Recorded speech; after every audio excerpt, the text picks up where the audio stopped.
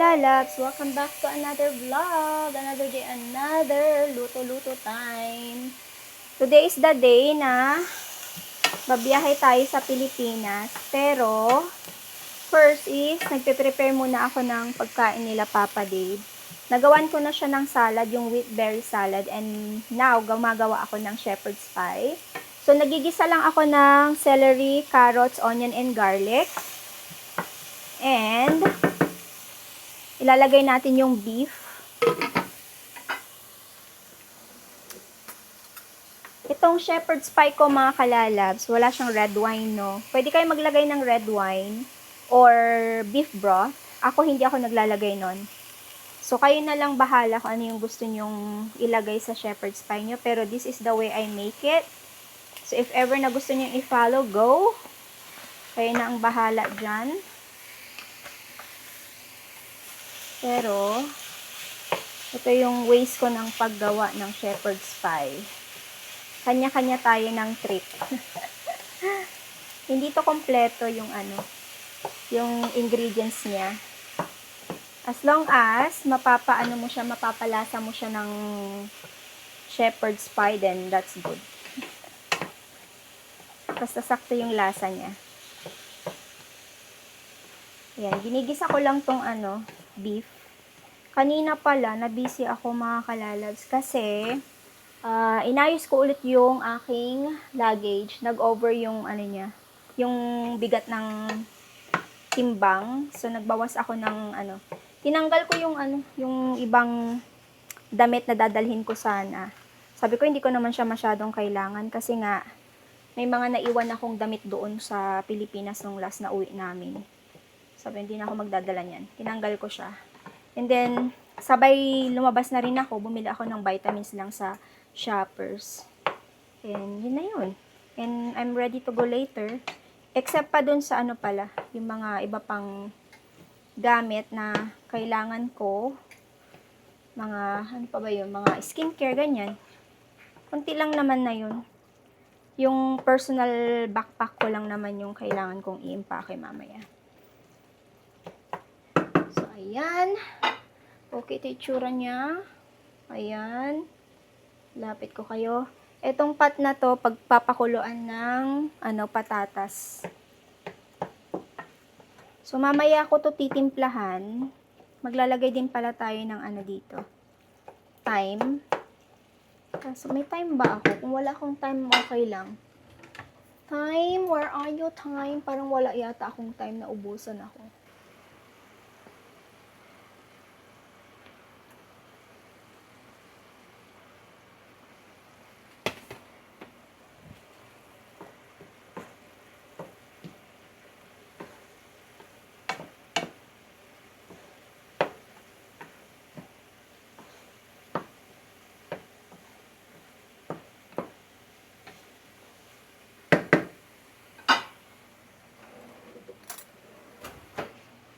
Naglagay na ako ng flour no mga kalalabs. Next is tomato paste.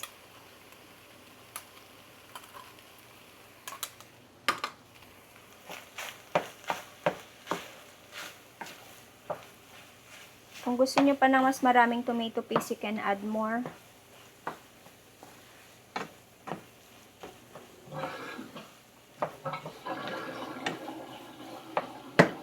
Then, I will add bay leaves.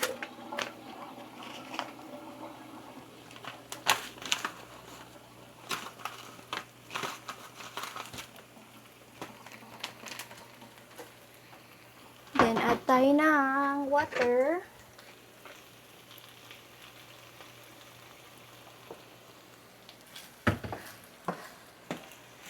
Supposed to be beef broth and red wine yan. Pero as what I said, hindi ako naglalagay nun.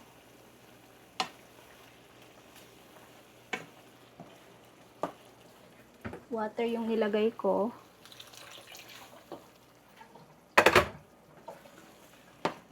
Okay. And next, we will add the half of, beef cubes. You can skip that kung ayaw nyo, pero ako naglagay lang ako ng kalahati. Pwede din kayo maglagay ng isang buo, pero ako kalahati lang nilalagay ko. Para meron lang siyang, pampalasa ba. And then, salt.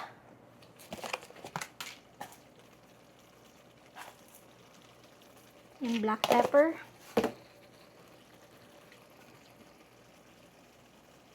Lutuin lang natin ng mga less than 30 minutes. And it's ready. And sunod natin yung potato, mashed potato na ilalagay natin sa top ng ating shepherd's pie. Titikman ko lang to kung kailangan pa ng konting asin or ng konti pang anong tawag dito? Yung tomato paste.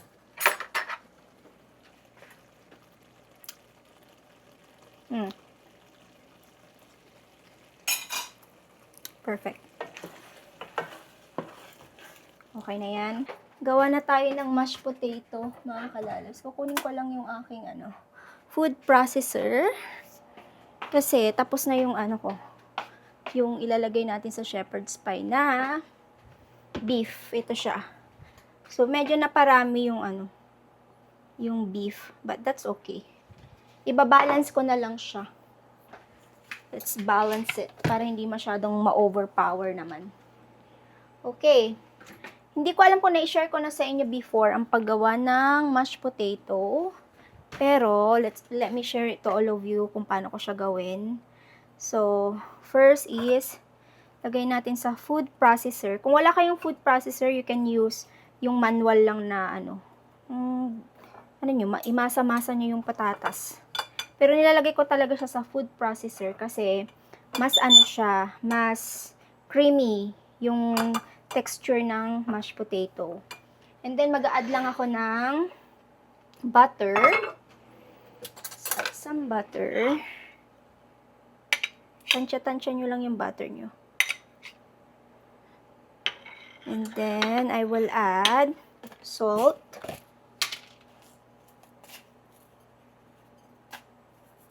Salt and then black pepper. And then milk.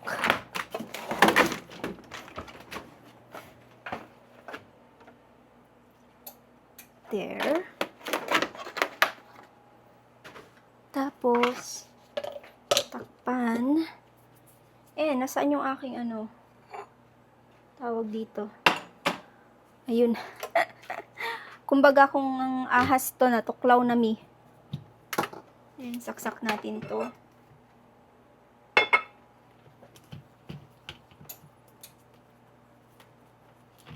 Naka-on na rin yung oven ko para sabay-sabay na siya. There. I-pause lang. Then, and we can add more patatas. Kasi hindi naman siya napuno. Patatas pa more. And then, add ulit ako ng milk. I-make sure nyo, tansya-tansya nyo ha, kasi baka mamaya ma-over milk naman siya. Tapos, add ulit ako ng konting butter. Butter makes everything delicious, so. Creamy.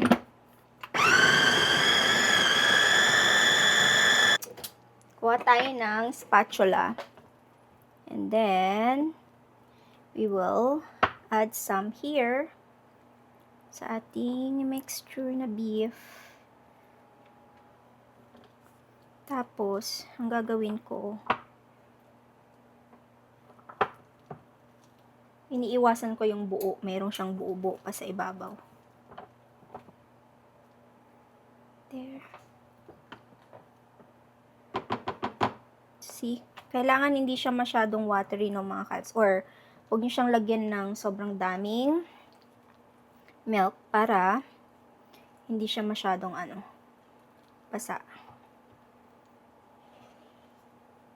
There you go. Let's add more para masaya.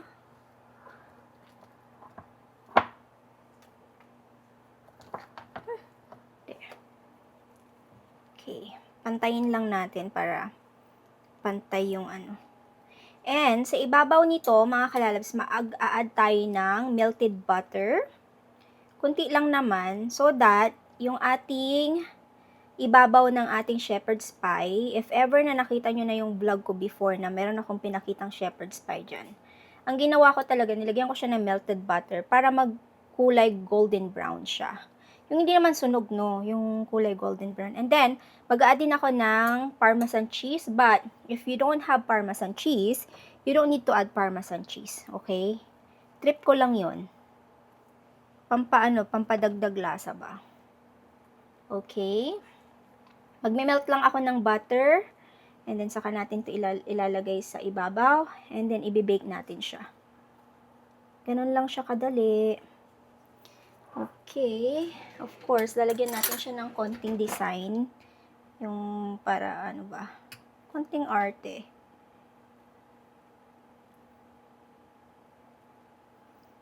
Maganda tong ano, mga kalalab. Is i-business.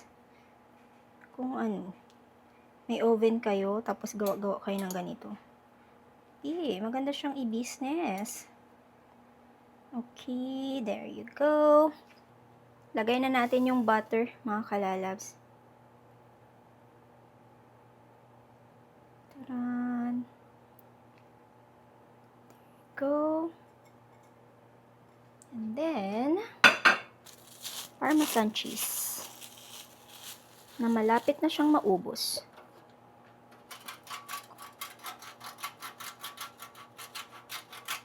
Tayo lang.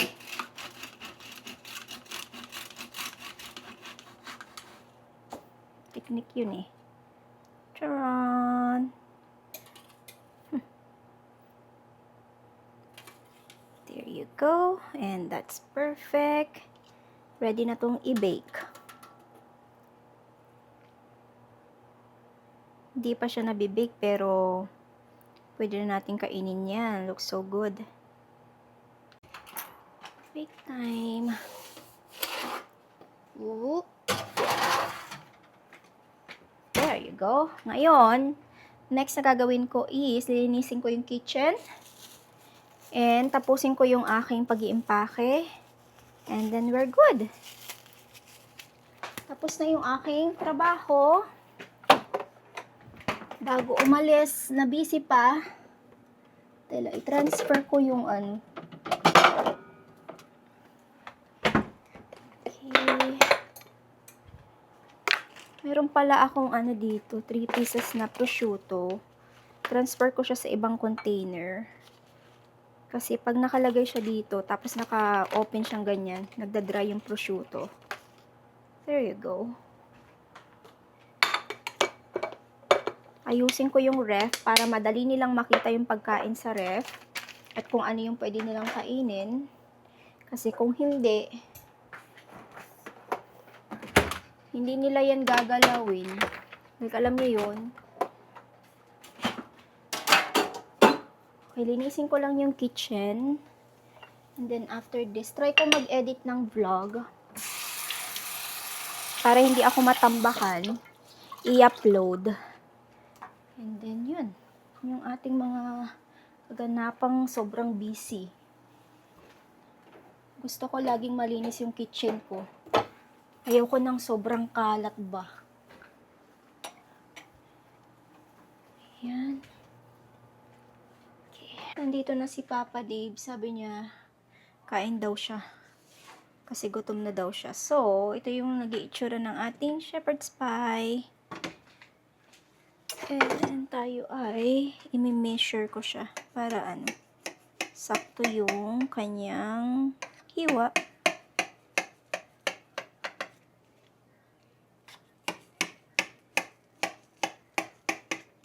Natapos ko yung mga gawain ko. And nakapag-edit ako. So, tinatransfer ko lang siya sa file. I-upload ko siya. There you go. Oops! Si Ubi na ano, ngayon lang siya, pangalan nito, lumabas ng room namin ni Papa Dib. Okay, I think, There you go. Lagyan ko lang siya ng maliit kasi sabi niya kakain din daw siya nung salad. So sabi ko ayoko siyang ma-over. Kasi alam niyo naman yan, takaw tikim din yan si Papa Dib eh. Takaw tikim, takaw tingin. Ipilit niya yung gusto niya. Pag gusto niya yung pagkain, pilit niya yung ano. Parang matamis yung ano, yung... Hi, are you hungry too? Huh? What? Parang matamis yung patatas na nabili ko. Hindi ko alam kung bakit. Tikman ko nga siya.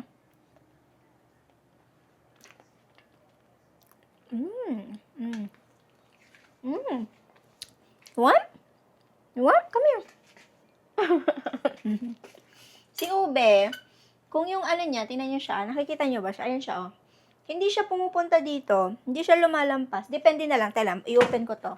Papasok yun dito. Ube. Ube, oh. Ube, come. Inside. Inside. Oh, dinidma niya ako. Hindi talaga siya aapak dito sa may tiles. Ewan ko sa kanya. May something ba yung tiles namin, Ube? Malinis naman yung tiles ko, ah. Okay. Ayan. Si Nicole kakakain niya lang. Kinain niya yung mashed potato na natira. Si Papa Dave ngayon, ito yung kakainin niya. Ako, parang hindi ako kakain. Parang kumain ako kanina ng rice at saka itlog. Pero, parang mabigat pa rin yung tiyan ko starting yesterday. Meron pa rin ako nararamdaman na pagka-bloated. Kaya sabi ko, hindi ako masyadong kakain. Lalo na, babiyahe ako mamaya. And hindi rin ako kumakain sa aeroplano. Parang hindi ko bet yung pagkain sa aeroplano. Pero sa Cathay Pacific, medyo masarap naman yung ano nila, pagkain nila. Kaya I think makakain din naman ako ng food doon. Pero siguro breakfast na lang. Siguro yung mga kainin ko. Kasi it's 1:25. Tapos, 1:25 a.m. And then, papakain sila after 1 hour, 2 hours na lumipad yung aeroplano, diba? So, hindi ko na yun mahihintay. Matutulog na mi. Kaya, sabi ko, siguro kakain ako mamaya pero konti lang. But anyway, kainin ko lang si Papa Dave and then, pahinga. Update ko na lang kayo mamaya pag aalis na tayo. Who's gonna miss me? Are you gonna miss me? My stomach is already shrunk. I'm not gonna eat. You don't have a problem. You have a lot of food in the ref. I made your food. Heat it up. I'm just gonna eat it cold. Loko-loko ka. You guys behave. Nicole's gonna spend the night outside a couple times so I can have the big parties. Okay, Nicole, when I have a big party, you have to spend the night outside. Alam nyo, yung luggage kong malakay mga kalalos, accidentally nalock ko siya. Hindi ko na siya mabuksan. Take the I stairs. don't know. Oh, where's here? Hindi ko alam kung ano mangyayari dyan. Sa Pinas na yan mabubuksan. So, sana hindi siya mabuksan sa sa airport. It's in here. I put a lot of gold and diamonds and everything like that. Tuna? Tuna, yeah. Tuna. Gonna miss you. Really? Fun. Promise? I'm gonna miss you, Nicole. I don't think she's gonna miss us. I'm gonna party by myself. Boom, clubbing. Parang kaklab, no? Okay. It's hot.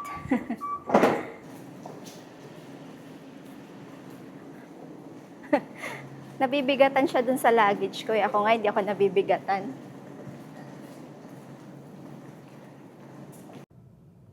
Airport na tayo. I-drop off na lang nila ako mga kalab. Sabi ko, drop off nyo na lang ako kaysa magbayad ng ng parking. Sabi ko, drop off na lang. Oh, you're there, right? It's fine here. Oh, you can park here. Oh. Yeah. Thank you, love. What's it say here? No stopping, no parking. Yeah, no parking, but you just drop me off.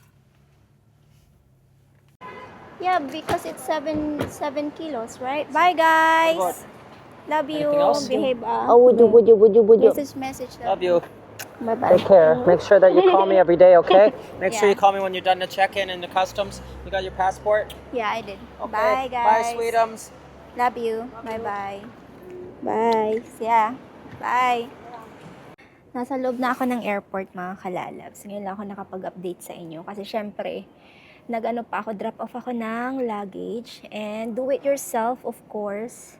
ikaw yung lalagay ng tag ng luggage mo doon sa sa may Cathay Pacific counter or pa-check-in. Pero madali lang naman siya. Isang check-in luggage lang yung binigay ko, and then hand carry na yan. Kasi hand carry naman talaga yan. Hindi naman ako tinanong kung kung gusto kong mag-check-in ng 2 luggage para, alam mo yun, di ko na sana to bitbitin. Kaso, syempre, yun, may bayad. Pag check-in ko yung 2 luggage ko. Pero sometimes, meron silang tatanong sa'yo kung gusto mong pangalan nito, kung gusto mong i-check-in yung luggage mo for free. Kasi, fully book, parang ganun. So, parang gusto nila merong space doon sa may ibang Para kayong tabingi. Tabingi ba kayo? Or malapit ba tayo? Or hindi? Ganito. Ayan, para mas malapit. Alam nyo, yung nararamdaman ko kanina, kasi diba, hindi na ako nagpa-hatid kila Papa dito sa may, sa loob ng airport. Kasi, bukod sa mahal yung parking, naisip ko baka malungkot ako. Kasi nung na ako, pa-drop off ko na ako ng luggage ko, parang na-feel ko yung iba pala yung feeling na magta-travel ka mag-isa. Even though na-try ko na siya before, pero syempre matagal na yun eh. So, ito yung first time na ako lang yung mag-isang uuwi ng Pilipinas, na iwan yung mag-ama ko. So, parang nasabi ko kay Papa, na-miss ko kayo kaagad, parang naluluha-luha ako. But anyway, sometimes may ganun talaga. You need to experience traveling by yourself, di ba? So, hintay na lang tayo ng oras. It's already, anong oras na ba? 11:25 yung kanina eh. So, 11:41. And yung flight natin is 1:25. So, matagal-tagal pa yung ating waiting time. For now is, mag-inom-inom muna tayo ng mint tea kasi naninigas talaga yung tiyan ko kahapon pa. Wala na kasi akong time magpa-check up. So, ang gagawin ko na lang, kung hindi nawala, pa-check up ako sa Pilipinas. So, ganun lang yun, di ba? Tea muna tayo, and then, magre-read ako ng book. Meron akong dito, para hindi ako ma-bored. Ito siya. Ayan. So, instead na yung malaking libro, ito yung Kindle ang tawag. So, open mo lang siya, and then, andyan na yung book na babasahin mo. Kasi mamaya pa ako manunood-nood ng movie. Ngayon, magbasa-basa muna tayo ng book. Meron akong binabasang book dito. It's called, Crashing. So, open ko yan. I think I will. Hindi ko siya masyadong napopokus na, panoorin, basahin. Kasi, minsan, pag magbabasa na ako, si Papa Dib, nagsasalita siya ng So, let's do yung magbabasa ka na, tapos may nangiistorbo, di mo maintindihan yung binabasa mo. Kaya ngayon, I have a lot of time to read this book. So, I think, basahin ko siya sa first chapter. Para mas maintindihan ko ba siya. Okay, let me read this book, and then, ito siya, chapter 1. And then, update ko na lang kayo kung paalis na tayo. Tingnan yung aeroplano namin. Nandyan, sa harapan ko. Tara, kita nyo ba? Ayan siya. Malaki din siya kasi international nga to. Parang puno yata yung aeroplano this time. Cathay Pacific. Boarding time, mga kalalabs. Finally. Mahaba-haba ang biyahe natin. 13 hours pala to. Vancouver to Hong Kong. So, 13 hours. So, see you sa Hong Kong.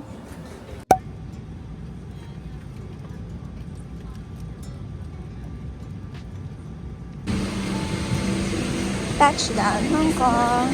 Thank you. Bye. Thank you. Watch yourself, okay? Bye. Thank you.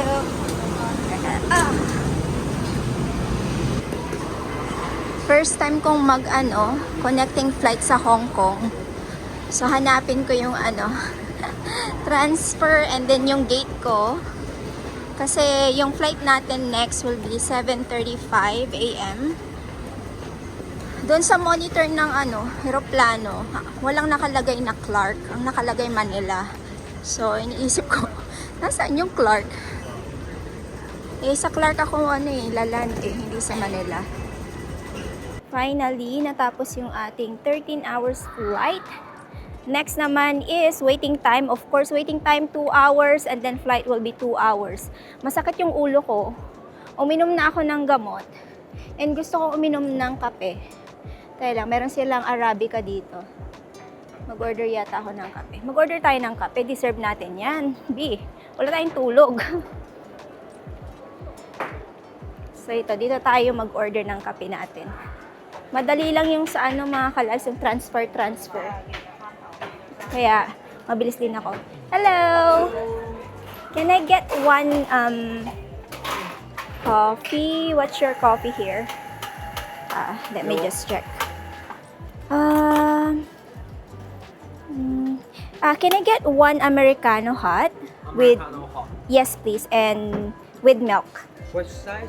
Just a small size. This one. Yes, You want to please. choose the coffee bean, the dark roast or medium roast? I will get the medium roast, please. Yeah. Thank you so much. Any pastry for you? No. Just the coffee. Sure. Thank let's you. come to 47. Yeah, visa, please. Sure. Thank you so much. I need the coffee. All good? Just a moment. Yeah. Yeah. Okay, great. Thank you. I will just When gonna it's have this. ready, we will call the receipt number. Okay. 47. Yeah, thank you so much. Okay, marami pa tayong time na liwaliw. But, itong Arabica talaga napakasosyal. Hindi ko na tinek yung magkano yung presyo. Alam ko naman na mahal dito sa Hong Kong. Okay, wait ko lang yung kape tapos magpapalit ako ng t-shirt. And then maghihilamos ng mukha para mabuhay yung aking diwa at wala talaga akong tulog. Sobrang galing ng mga katabi ko kasi talagang ano kayang ininom nila at bigla silang tulog na tulog tapos ako gising na gising. Yan tuloy, masakit yung ulo ko. Sa ulo ko, sa totoo lang yung migraine ko inaatake na naman. Pero uminom na kaagad ako ng gamot. So sana makasurvive tayo from Hong Kong to Clark to sa bahay. Okay, hintayin ko lang yung kape ko. Kape tayo mga kalalabs. Maliit lang talaga in order ko. Good. Alam nyo, tinatago ko yung resibo ko kasi gusto kong pangalan nito, i-track kung magkano yung mga gastos natin ngayon sa bakasyon natin sa Pinas, na ako lang. Siyempre, kasama pati yung ticket. Kasi yung ticket na nabili ko is okay lang yung price. Hindi kagaya before. Pag December kasi mas mahal. Pero yung ticket ko nasa 1,200 Canadian dollars siya. So, Vancouver, Hong Kong to Clark. So, okay na rin siya. Kasi before mas mura pa, may 800, 900, ganyan. Pero ngayon kasi nagsitaasan na lahat. Kaya, yung 1,200, pag nakakita ka ng ganong price, parang sabi mo, ay, mura na yan. Pero, actually, mahal siya. Pero dahil nga, pangalan nito, nagsitaasan yung mga bilihin at lahat-lahat. Kaya, we accept na lang na ganon talaga yung mga price. Okay, ubusin ko lang yung kape ko, tapos hilamos, palit ng damit. Mag-take ako ng train mga kalads papunta sa aking gate. Gate 208 yung gate ko.